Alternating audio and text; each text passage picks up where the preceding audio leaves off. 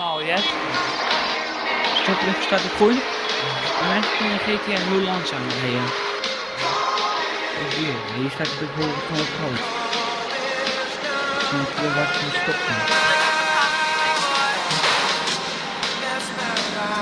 Moet je lang staan GTA. Het heeft wel een post of niet af. Hoe lang GTA al bestaan?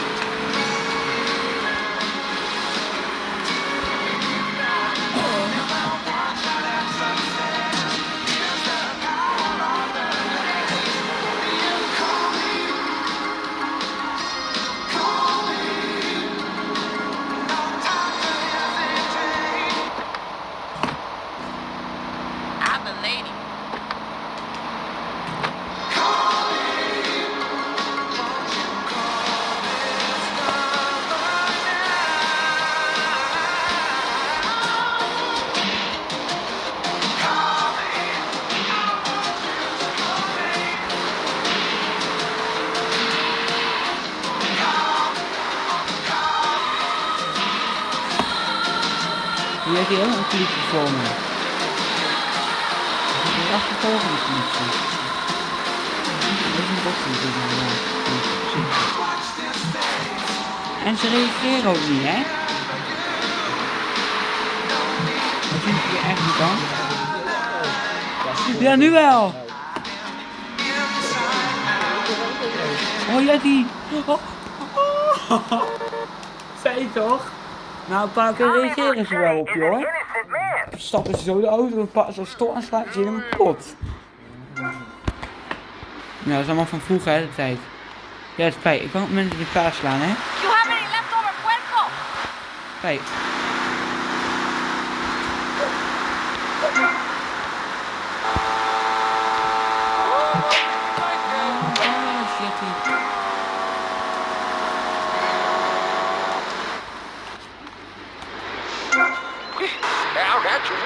Zitten mensen achter me aan, shit. Dat was niet geen slim idee, hè? Om mensen in elkaar te slaan. Ze zitten nou allemaal achter mij, hè? Dan maken we dat echt. Oye, ¿qué haces? Para favor. Your homes. Florida does not want you. Please, die somewhere else. What's wrong with Nevada? Kansas. We want a river. We need a river. The Freedom River. And what about the other crimes? It seems car crime, fashion crime, drugs, everything is on the rise. Absolutely. Of course it is. When I was in Uganda, people were poor, but they were happy. The more you have, the less you have. And that's kind of what I'm all about. There's satisfaction in spending all day reading a basket rather than just buying one at the store. At one point in Uganda, I saw a great lake of sand and a massive speaking dog. It was a dog of love, not of hate. It was a spirit journey. What are you talking about? I'm talking about hopes, dreams, the magic of television, especially public television. Puppets can say what men do not. Yes, but how will that stop people taking baseball bats and pounding the living crap out of each other, as I saw in a Mother's PTA group meeting recently? Baseball is our national sport, our national pastime. Joining together as men in order to reward the act of running around in a circle. I will thank you not to take its name in vain, Chavez. I hate that spring plan. Who do those guys think they are? Coming here and getting in the way, showing us no respect, drinking our orange juice and seducing our women folk. Train in your own home, mister. Our national game down here, my friend, is digging a big ditch. A ditch of hope, which will flood into a river of freedom. So far we've dug 17 almost free, almost when we are floating away in the Caribbean Sea, free to run things our way, singing Kumbaya in the sunshine, no school, no tax, free barbecue and pinball for everyone, sophisticated entertainment. Yes, well, what about the little guy? What about the guy who is standing there saying, I like being part of America. I like it a lot. I get public radio. I can hear Maurice Chavez. I own a small one-bedroom home. A business selling flowers to people stuck in traffic. 3 or 4 radios, all turned on to BCPR. A dog. 15 ice cubes. But I don't feel safe. I'm worried about gangs. Gangs are a myth put out by the liberal elite to patronize and demean the working man. I mean, What kind of right-minded youth from a poorer background is going to spend his time stealing things and posing in silly clothes when he could be getting ahead with a minimum wage job and making his parent proud? The dream of America is to live in a duplex and share a yard. Why would anyone want to threaten that great future? Answer me that and I'll show you a green dog. And speaking for the underdog, the foundation I set up with my trust fund, we believe gangs are a valid expression of a people's identity, a grouping, a community within a community. Gangs are a way to be noticed in the boxy suburbs. You scream out, rather than urinate at the edge of your camp like a proud native. We spray paint our names on the walls of the mall to ward off predators. And that's supposed to terrify people? No.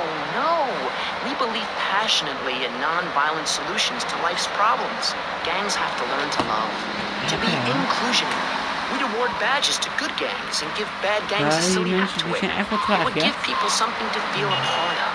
Kill with kindness, not a garden tool. Yes, but what about the guy getting beaten up on the street? Or the man having his motorcycle stolen? What about him? Or her. Some of the best bikers are really women. Anyone can join our group. This is about poor people getting together. But your father owns half of Florida. How are you part of the working class? Like I said, possessions are not important at all. I'll pick up a hitchhiker in my convertible any day. The other day I picked up a young woman and we discussed a non-violent solution to war. We called it peace. Your father is a great man. He's done more for the arms trade in this state than anyone else, myself included. And you shame him with this socialist, jiggery, pokery hootenanny. America needs hope, not songs that are supposed to send food to the poor. Songs will get you nowhere. This country needs something to aim for, like being rich and laughing at poor people, or being in government and laughing at the electorate. Now, Mr. Shrub, let's not make this personal. I appreciate your attempt to press the point, but we are here to rest the issue. My city is in trouble, and I think we're not really providing any serious solutions. So far, we've got secessionists rearing its ugly head for the first time in a century and a half. We've got ignore it, and we've got give everyone a flower. You're all a little unrealistic, yes? Oh shit, yes. Maurice? Not to say over-opinionated and moronic, Mr. Crashaw, how do we stop people running amok in the city with machine guns and heavy artillery? You've got to give a man a chance. Prisons are overflowing with wasted potential. Make the guilty men innocent once more. Free them from themselves. How? How on earth do you do that? Well, you could let them off. Marvelous. Great. That's a sensible plan. Then they wouldn't be guilty anymore. We've been doing that for years, you idiot. How do you think we'd keep prison costs down? They ain't by magic or cooking the books. We save that for education. But, as in most things, we in government are saving money so that you don't have to. When we spend less money on services, more goes to administration salaries and expenses, which helps make lives a lot less difficult for everybody. It's about sharing. Sharing your taxes out amongst the select few. That's why I worked so hard at school, so I could reap the rewards now. I thought you worked hard at school because the other kids laughed at you while you were square. That's a damn lie. They called me Wet Fart. They called me the Bat because my voice didn't break until I was 19. So, Mr. Shrub, I take it you don't believe in regulation. I believe in giving people a chance, not tying them down with lots of needless regulations. The fact is, business is run by moral people who won't do anything illegal or try to get rich quickly. But since you got elected, Vice City has been characterized by a government who cut aid to the poor, offer tax breaks to the rich, and pay people to dump toxic waste near schools. Yes, we've made a lot of progress. And up on Capitol Hill, you were instrumental in pushing through a bill allowing the manufacture and sale of Giggle Cream, a dessert with potential lethal consequences. Not true. Only 23 people have died, and several of them probably deserved it. So, with people being set such a bad example by big business, how are they supposed to respect each other, to act safely in society? And how are they policed by a demoralized and underfunded police force? Well, I'm afraid that's apparently quite a difficult question, but my solution is easy.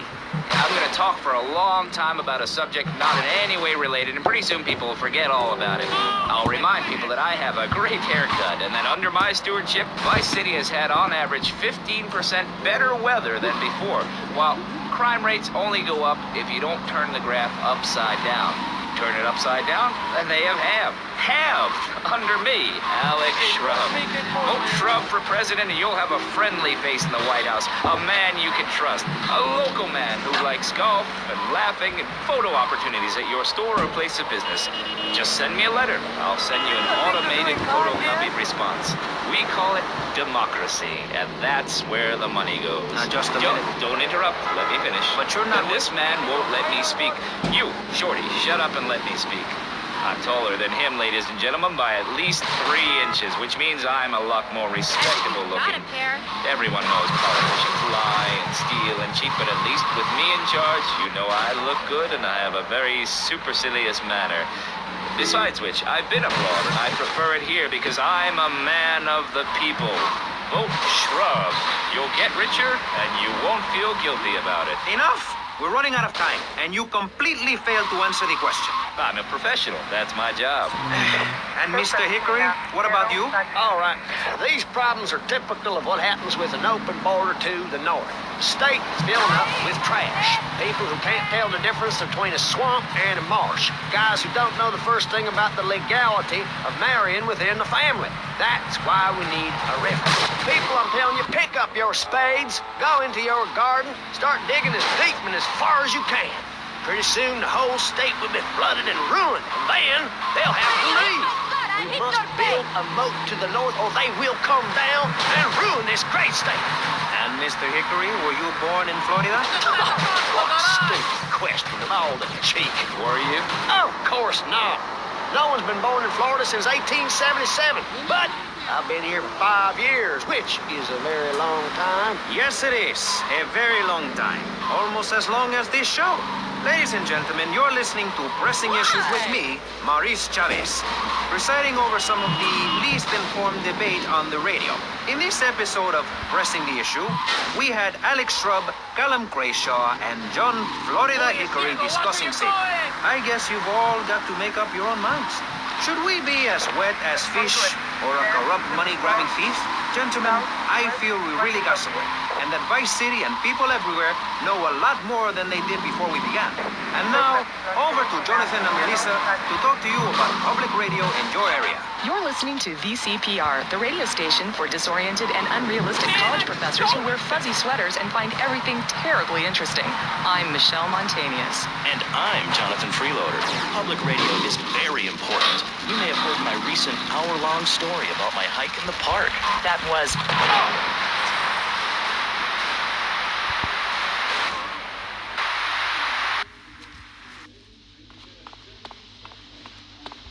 Do I know you?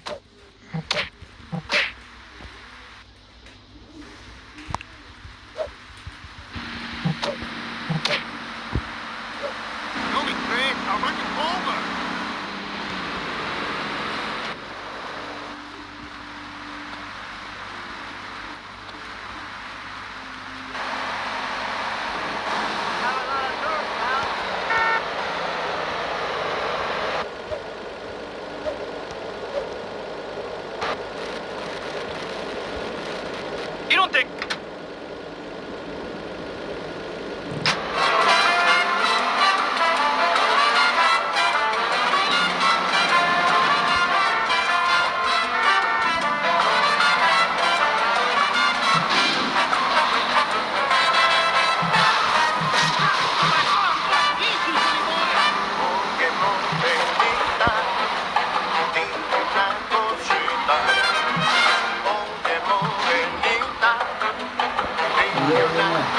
Papa. Of niet? Heb je daar gewoon scheid aan? Nee, hij is nog zo weer de 40. Wat ben je nog mee spelen? Ja, 12 je hebt toch beloofd? Nog 5 minuten, hè? En daar.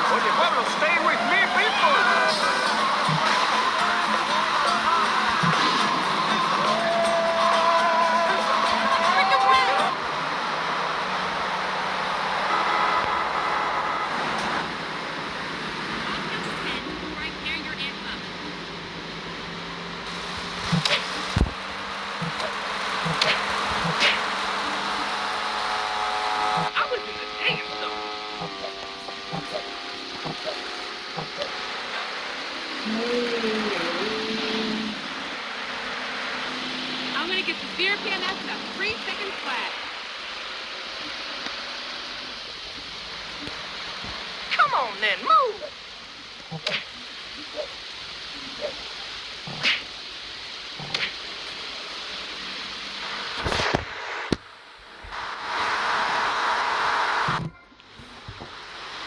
Waar? Ik vind het wel leuk, GTA. Jij?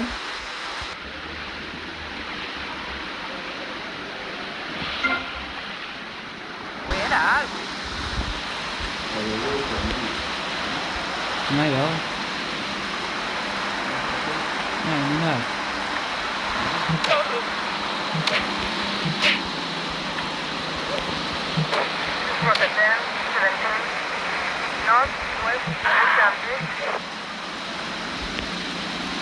Oh, even pistool. I ain't a big mouth, no balls kind of guy. Yo, je hebt een pistool gekregen, man. Ja, wat moet je van mijn politie? Ga weg, man.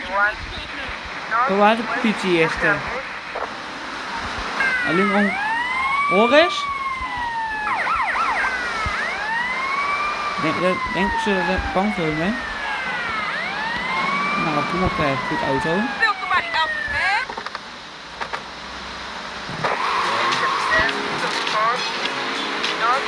Lekker weg, dag, politie. Hebben?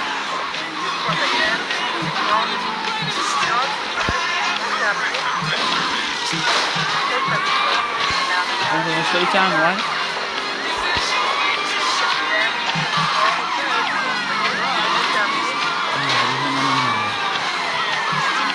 Politie, hou eens op.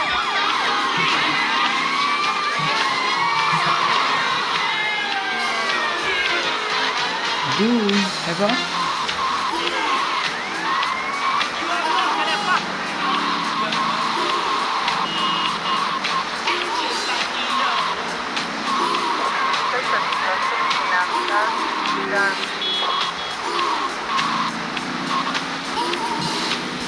Ah, dit gewoon.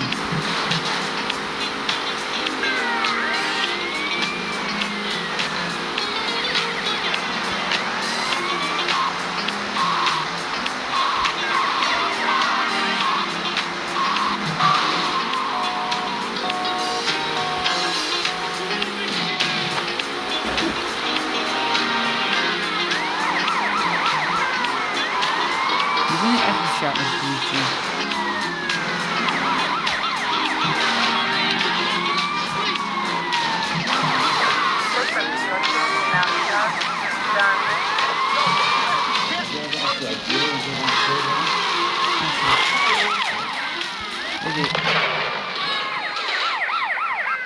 Wil je wat bij de komen dan? Ja. Ja, heb hij hem vast erop gezet? Jullie weten hoe ik daar moet komen? Ja, ja.